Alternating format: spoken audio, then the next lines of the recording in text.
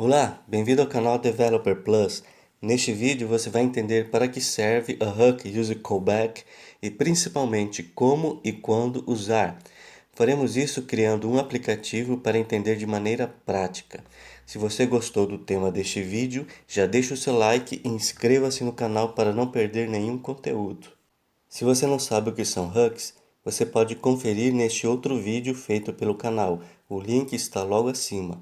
Mas para resumir, os hooks apareceram como uma novidade para usar os recursos de classe, como estado e ciclo de vida, em componentes funcionais. O useCallback é um hook adicional, mas há um motivo para ele existir. Esse hook é utilizado para melhorar o desempenho do aplicativo, evitando renderizações e processamentos desnecessários. Para entender melhor, vou explicar as suas características. O hook useCallback recebe como argumentos uma função de callback e um array. Ele é utilizado para memorizar funções. Por causa da maneira como o JavaScript compara, a função que você cria na primeira vez que um componente é renderizado será diferente daquela criada nas próximas renderizações. Ao colocar essa função dentro do hook useCallback, o React saberá que é a mesma função. Assim, ela não será criada novamente. Você ainda pode adicionar um array de dependências para acionar um recálculo da função se as dependências mudarem. Portanto, o Hook Use Callback é muito útil para evitar renderizações desnecessárias. Um grande exemplo é o de evitar renderizar componentes que não sofreram alterações, ou seja, evitar renderizar componentes desnecessariamente. Agora, para entender na prática, vamos começar criando o nosso aplicativo de exemplo. Então, vamos programar. A ideia é criar um aplicativo com dois botões no meio da tela. Cada botão vai ser responsável por incrementar seu próprio contador. Para fazer isso, cada botão vai chamar uma função que vai somar mais um no contador. Nesse caso, vamos criar dois contadores e gerenciar seus estados usando a hook useState.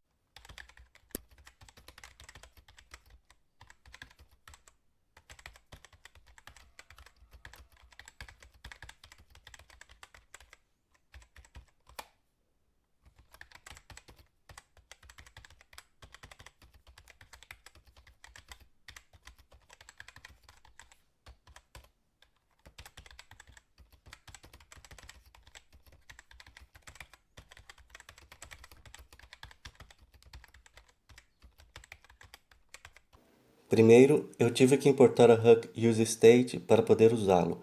A função useState retorna um par de valores, ou seja, um array com dois elementos. O primeiro elemento, chamado de count1, é a constante que armazena o valor do nosso primeiro contador. O segundo elemento é uma função, que será usada para substituir o valor desse contador. A função useState recebe como parâmetro o valor inicial do estado. Como nós definimos o valor inicial como zero, então nossa constante chamada count1 vai iniciar com zero.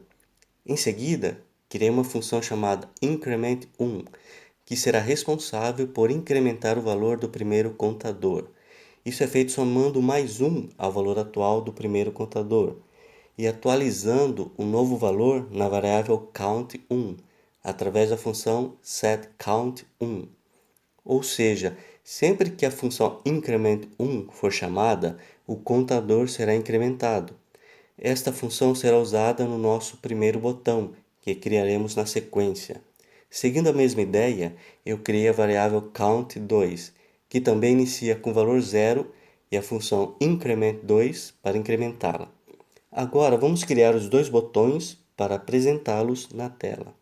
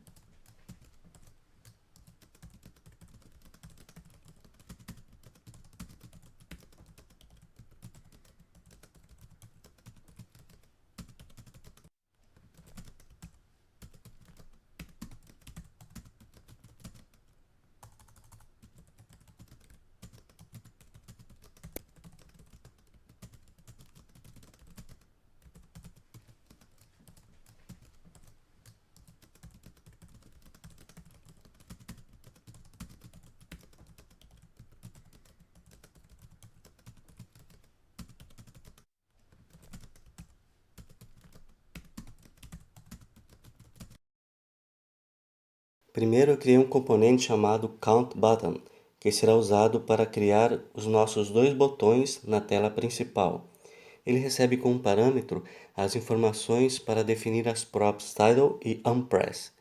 A prop Title recebe o nome do botão, que será apresentado ao usuário. A prop Unpress recebe a função que será executada quando o usuário clicar no botão. É nesta prop que passaremos as funções increment1 e increment2 que criamos anteriormente. E por último, exportamos nosso botão para que possa ser utilizado no componente app.js, usando a instrução export default count button. No componente app.js, eu importei o componente count_button. Na view principal do componente, eu acrescentei o componente text para apresentar o valor atual do nosso primeiro contador, chamado de count1. Em seguida, acrescentei o componente que criamos, chamado de count_button, e suas respectivas props. Na prop title, coloquei contador 1 para o nome do botão, e na prop unpress, passei a referência da função increment1. Da mesma maneira, fiz isso para o nosso segundo contador, criando outro botão chamado contador 2 e que usará a função increment2. Agora vamos revisar o funcionamento do aplicativo.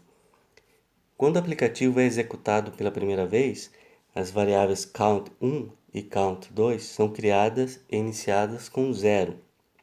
As funções increment1 e increment2 também são criadas.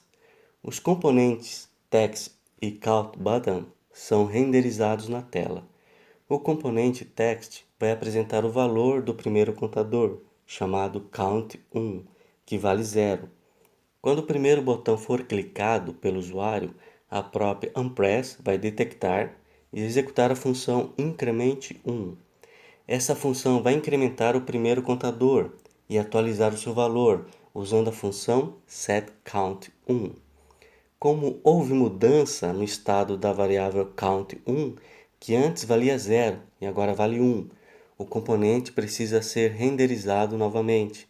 Nesta segunda renderização, os componentes text e count_button são criados novamente. Por isso, o novo valor de count1 é apresentado na tela. Esse mesmo fluxo de execução acontece quando o segundo botão é clicado. Agora vamos testar o funcionamento do nosso aplicativo no emulador.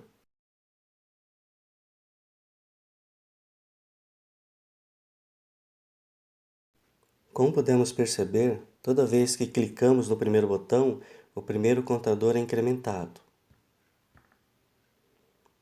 E a mesma coisa acontece quando clicamos no segundo botão, sendo que a cada incremento ocorre uma nova renderização e, consequentemente, as funções increment1 e increment2 são criadas novamente. Para perceber isso, vamos alterar o código para registrar a quantidade de vezes que cada uma dessas funções é criada.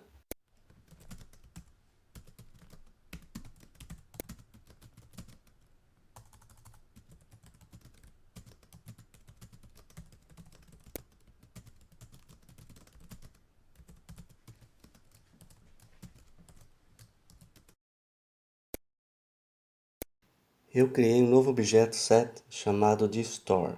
Um objeto set permite armazenar valores únicos de qualquer tipo, desde valores primitivos a referências a objetos. Por isso é o objeto ideal para checar se nosso componente vai criar novas funções a cada renderização. Para fazer isso, adicionei no objeto Store as funções increment1 e increment2 usando a função add. Então, podemos checar a quantidade de elementos armazenados, ou melhor, de funções criadas e armazenadas, usando a propriedade size.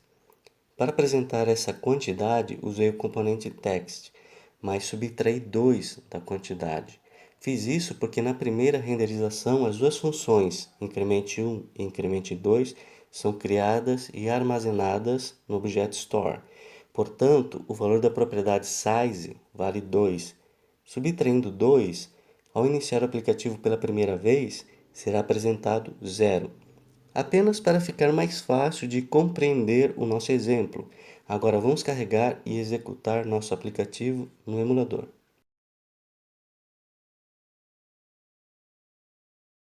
Note que ao clicar no primeiro botão, o primeiro contador é incrementado, mas o texto que apresenta o total de funções criadas, ao invés de mostrar 1, aparece 2. Isso acontece porque ao clicar no primeiro botão, a função increment1 é executada e o valor de count1 é alterado. Isso faz com que o componente tenha que ser renderizado pela segunda vez. Portanto, a função increment1 é criada novamente. Isso é necessário, pois o valor de count1 mudou. Mas a função increment2 também é criada novamente, mesmo que o valor de count2 não tenha sido alterado. Por isso é apresentado o valor 2 na tela, como sendo o total de funções criadas. Neste caso, a função increment2 é criada sem necessidade. Ao clicar consecutivamente, percebemos que o total de funções criadas é o dobro de incrementos realizados. Para resumir, quando o primeiro botão é clicado, a função increment1 é criada novamente, mas a função increment2 também é criada novamente, sem necessidade. Mas por que isso acontece? Isso acontece porque a função increment2 é um objeto, e quando você define um objeto dentro de um componente funcional do React, ele não será referencialmente igual à última vez que o mesmo objeto foi definido, mesmo que esse objeto tenha as mesmas propriedades com os mesmos valores. Para explicar melhor, no JavaScript, a comparação estrita funciona muito bem para tipos primitivos. Mas não é a mesma coisa para objetos, arrays e funções. Ou seja, o React não é capaz de saber que a função definida é igual à função que foi usada na última renderização. Então, acaba criando uma nova função sem necessidade. Este é precisamente o motivo do hook use callback existir. Como vimos no início, o hook use callback é utilizado para memorizar funções.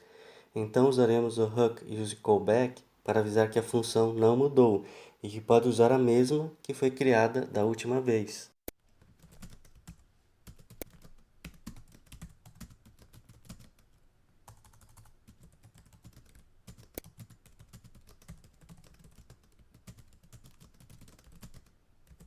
Primeiro, importei o hook use callback para usar no nosso componente.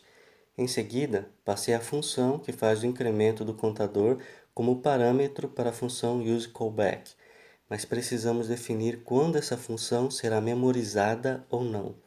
Para fazer isso, eu passei no segundo parâmetro a variável count1 como uma dependência.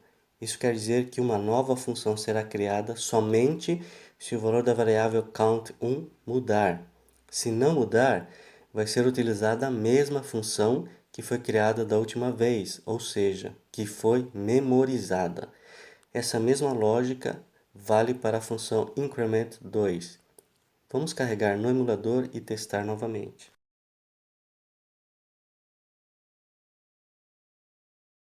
Note que ao clicar no primeiro botão, o primeiro contador é incrementado, e no texto que apresenta o total de funções criadas é mostrado apenas 1.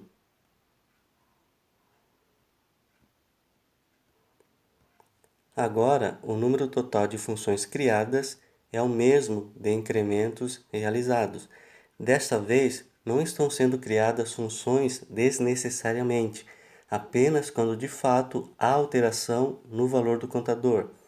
Agora conseguimos entender na prática o uso do hook use callback, mas precisamos entender também como ele é útil para evitar renderizações desnecessárias de componentes. Para ilustrar isso, vamos colocar uma cor aleatória para cada botão, que vai mudar sempre que o botão for clicado. Vamos fazer isso para perceber quando esses componentes são renderizados na tela.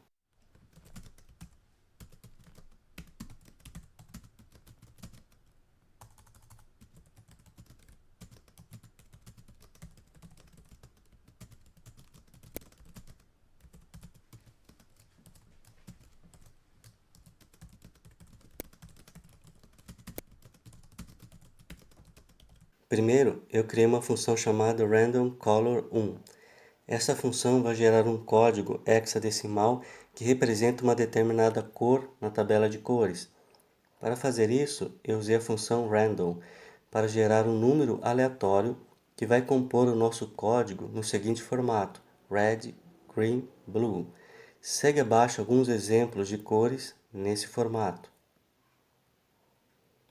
A função randomColor2 faz exatamente a mesma coisa. Em seguida, eu acrescentei uma própria mais no componente countButton, chamada color, para receber a referência de uma função. Para o primeiro botão, eu passei a função randomColor1 e para o segundo botão, a função randomColor2. Dessa forma, cada botão vai ser capaz de gerar sua própria cor diferente do outro. No componente countButton, eu defini a propColor para receber a função que foi passada no nosso componente principal. Para colocar a cor no botão, tive que acrescentar a propColor do componente button. Essa prop espera uma cor, por isso executei a função chamada color, seguida de parênteses, para gerar o código de cor esperado. Lembrando que essa função pode ser a randomColor1 ou randomColor2, dependendo do botão que está sendo criado no momento. Agora podemos testar novamente no emulador.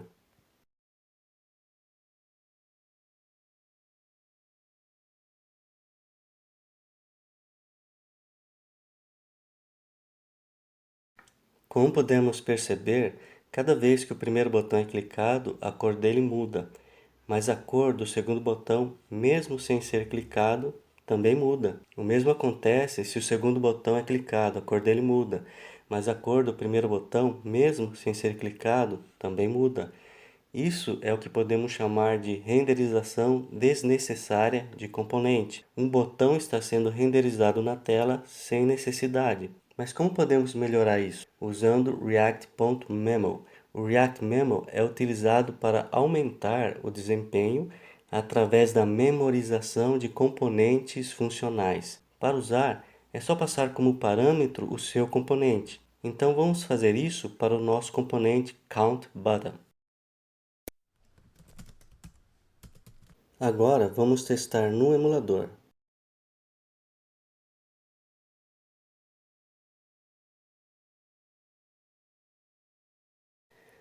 Como podemos perceber, não ajudou em nada. Ainda está funcionando do mesmo jeito. Mas por que não funcionou? A ideia do React Memo é a de renderizar o componente apenas se as suas props mudarem.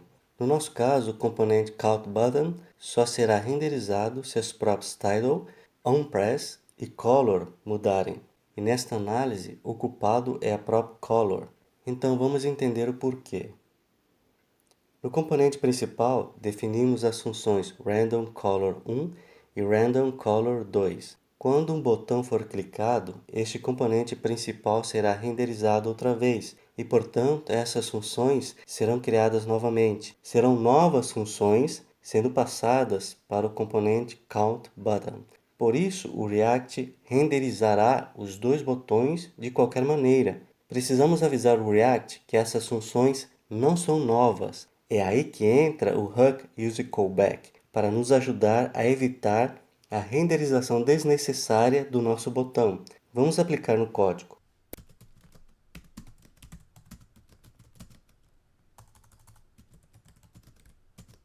Eu passei a função que gera o código de cor como parâmetro do useCallback, mas também passei o contador como dependência no segundo parâmetro.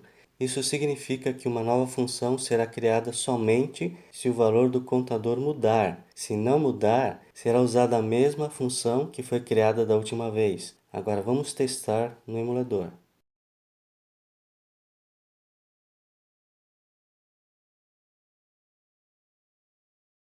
Note que agora, ao clicar no primeiro botão, somente a cor dele muda. O segundo botão continua com a cor original, sem alteração. Isso acontece porque quando o componente principal vai ser renderizado novamente, chega o momento de decidir se os botões precisam ser renderizados também. O primeiro botão vai ser renderizado porque o valor da variável count1 mudou, mas olhando atentamente para o segundo botão, concluímos que ele não precisa ser renderizado novamente, porque suas props não mudaram. A prop title continua com o mesmo valor, e nas props Unpress e Color, as funções Increment 2 e Random Color 2 são as mesmas que foram utilizadas da última vez, pois o useCallback não permitiu que novas funções fossem criadas, já que o valor do contador count2 não mudou.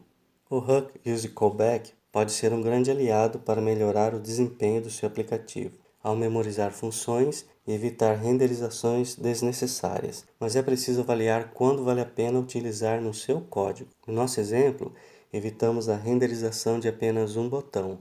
Isso não deve mostrar uma grande diferença no desempenho, já que o React é bem rápido. Mas imagine um componente Py que tem 500 componentes filhos, e ao alterar somente o componente Py, o React tenha que renderizar sem necessidade todos os componentes filhos que não sofreram alterações. Um bom exemplo é se o seu aplicativo tem um sistema de comentários. Agora imagine que um comentário principal tem 500 respostas, também em forma de comentários. Então o usuário edita seu comentário principal e o seu aplicativo tenha que renderizar novamente todas as respostas, sem necessidade. Neste caso, vale a pena usar o useCallback para evitar isso. Portanto, é preciso avaliar os custos e os benefícios, ou seja, se aumentar o trabalho e complexidade do seu código, trará um ganho de desempenho perceptível. Espero que você tenha gostado deste vídeo. Se estiver interessado em se aprofundar, aprender mais e dominar essa tecnologia, é só clicar no link que está na descrição deste vídeo. Não se esqueça de curtir e de se inscrever no canal. Obrigado por ter assistido até o final. Eu te espero no próximo vídeo. Um abraço e tchau.